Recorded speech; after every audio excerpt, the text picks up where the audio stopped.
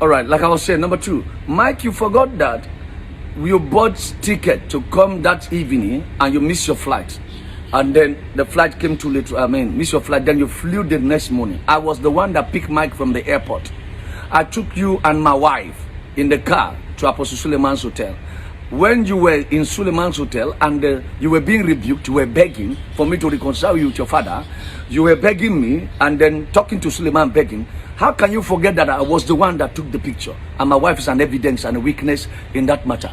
When you were leaving, when I was talking to Mike and Apostle Suleman in the hotel, begging Apostle Suleman, who literally didn't want to have anything to do with you, and he accepted because of me, I sent my wife outside in the hotel so that we can talk. And when we finished talking, I sent you out. And Apostle Suleman asked me, Apostle, what do we need to do? What do you think I should do to this young man? I said, put him on probation. And he said, okay, we'll give that a thought. And I brought you in. When we were going, Apostle Suleman gave Mike $1,000 and gave my wife $1,000 for transportation. And I was going to go to Germany, so I was going to German embassy to pick my visa.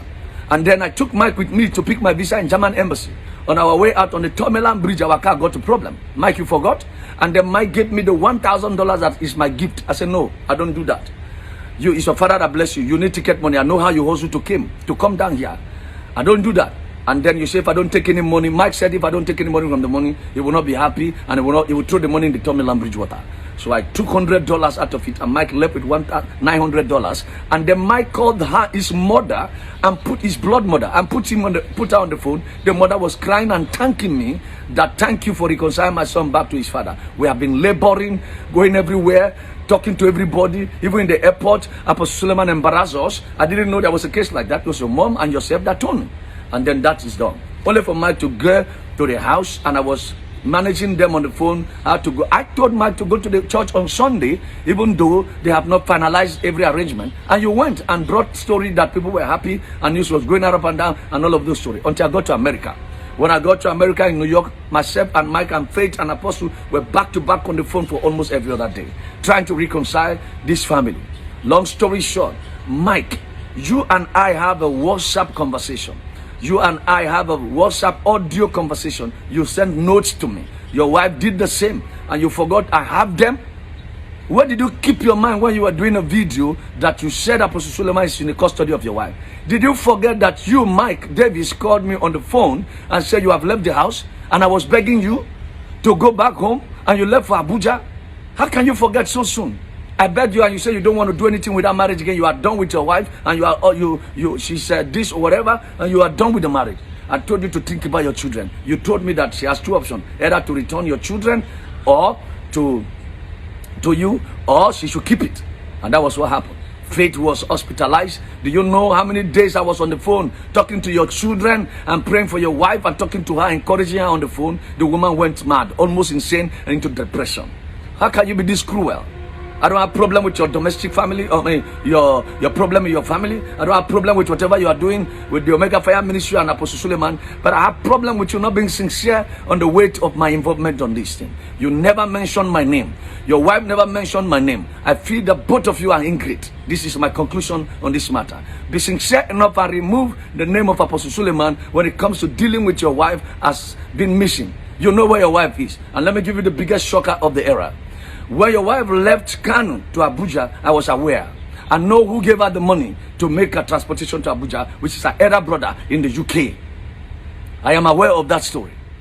And then, can I give you the shocker? Pastor Faith know where Mike is living because they live in the estate opposite each other. We have cracked jokes on it, and I said one day both of you will run into each other in the shopping mall and in the supermarket, and we laughed. Faith know where Mike is living in terms of geographical location. Might not know the definite house, but he knows because both of them live in the same estate. Mike, your wife lives in your estate. Faith, you know that your husband lives in your estate. So don't bring Apostle Suleman each. Two of you know to bring this man of God into the matter.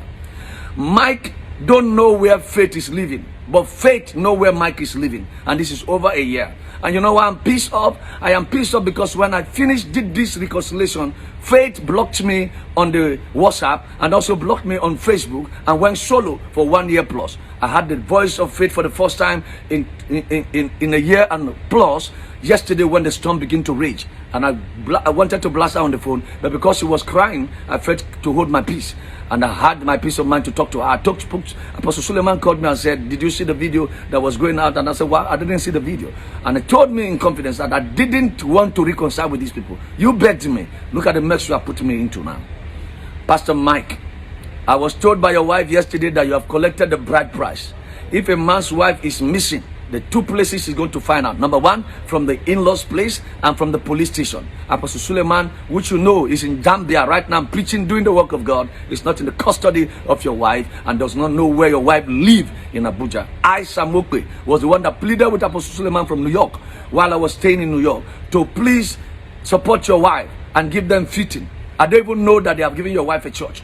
I didn't even know how much of help Suleman have given after she blocked me. I don't know, for whatever reason she blocked me. I don't know. I wasn't chasing her. I wasn't looking for her. I was just there mediating. And she felt that they want to use me and dump me, whatever the case is. I don't give a crap to that because I don't need any favor from either of the two parties. Ladies and gentlemen, the whole of Nigeria, please have this at the back of your mind that Apostle Johnson Suleman is innocent of the allegations and the accusation from Mike Davis and his family. God bless you until I come your way again. Mike, you know that you and I have a long WhatsApp conversation. The evidence is there. Please, let's not get to the point where we are uploading evidence. You know who took the picture. Why will you crop out your wife's picture and Suleman and edit my image and edit the image of Joe Asuko and then make it look like as if Apostle Suleman is having something to do with your wife? How could you guys be too cruel? Somebody gave me $3,000, gave my wife $3,000, gave your wife $2,000,